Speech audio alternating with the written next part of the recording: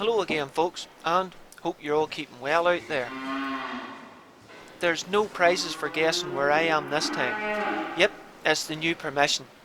This must be the fourth time I've been here, though it has been a good few weeks since the last time, and it definitely shows, as I got quite a decent bag this evening. We had got read up from work quite early, and I decided to spend the rest of the evening at the cattle sheds, doing a wee bit of vermin control. Now, you'll have to forgive me for the cattle roaring in the background, as they hadn't been fed yet, so every time I took a shot or they heard me moving around, they started roaring. Though I've done my best to edit it out. As usual, the rifle I have with me is my John Bowkett blueprinted BSA Super 10, running at about 15 foot-pounds of energy with the 15.89 grain JSB Exact Diablos. My scope is a Nikko Stirling 4-16x44 Targetmaster with the LRX Radical, mounted with a Tacticam 5.0 and FTS unit to film through the scope. And I have a Vyrak silencer up front to keep things quiet. Can I see enough of him to get a shot? Nope, he's nipped behind the post. Ah, that's a much easier shot there.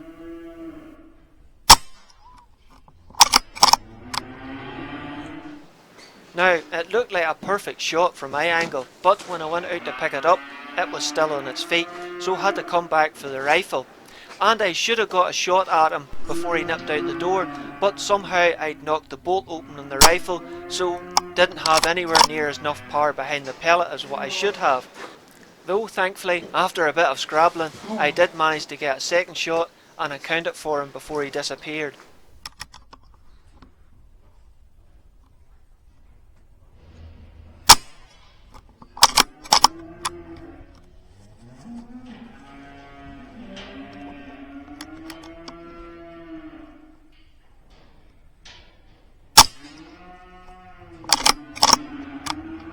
Now, even though I hit that last bird square in the chest, it still managed to get about 20 yards before crash landing outside the sheep pen where I found it.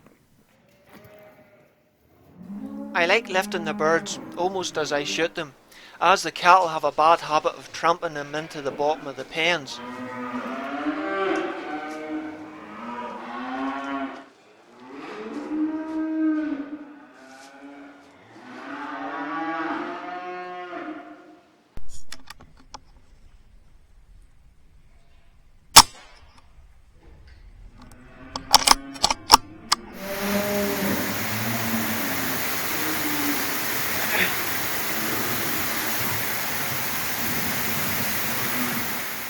Man, it's not taking time to rain at the minute. Yeah, hello you. You're the one I'm going to have to watch because you're, let's say, too curious for my liking. Yeah, I used to climb into some of the pens to retrieve the birds, but found one or two of the cattle, like that blonde one, a wee bit too boisterous for my liking, so now I avoid it.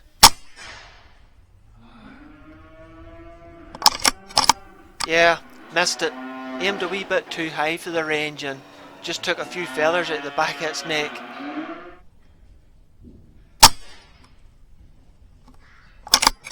The smaller jackdaws I'll usually take with a heart and lung shot, but the rooks like this one I prefer a headshot, as they're a much larger, tougher bird.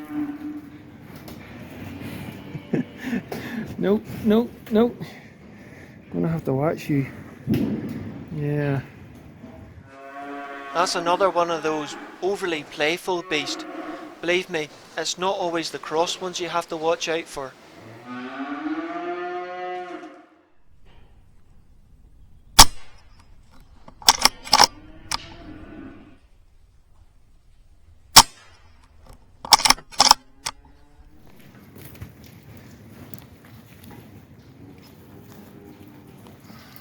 You can see the difference with the jackdaws here. That small black beak, the grey coloration to the neck, and the little black cap on top. While the rooks are a much larger bird with an all black coloration and a long, pointed, grey coloured beak.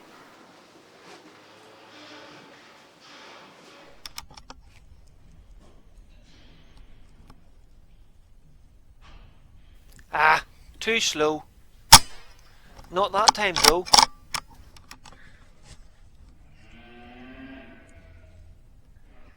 Ah, nuts. Not again.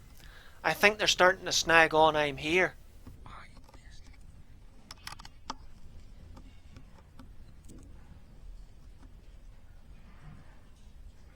Oh, never knew what hit it. Though I wish it had landed somewhere easier to get a hold of.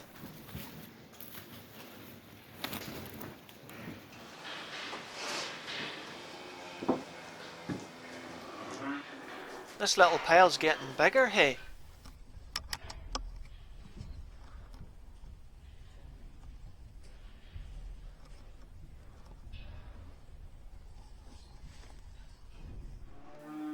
Where did you go now?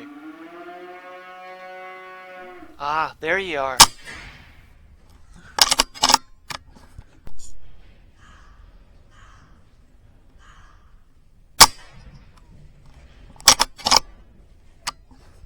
The farmer's been and fed the cattle. That's why they're so quiet now. But it's also brought a wee flurry of birds in as well.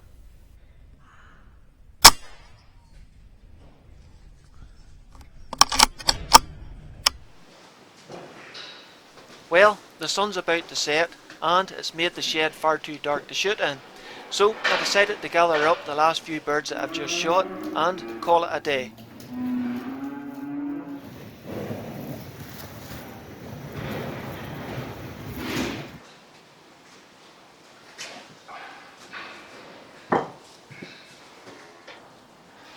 Well folks, I hope you enjoyed that. Och no, now the sheep are at it. Will you hide your waist? I'm talking here.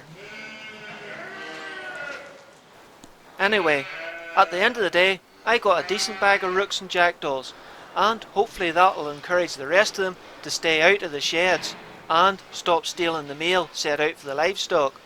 But if they don't, I'll be back again. But until then, take care and look after yourselves, hey.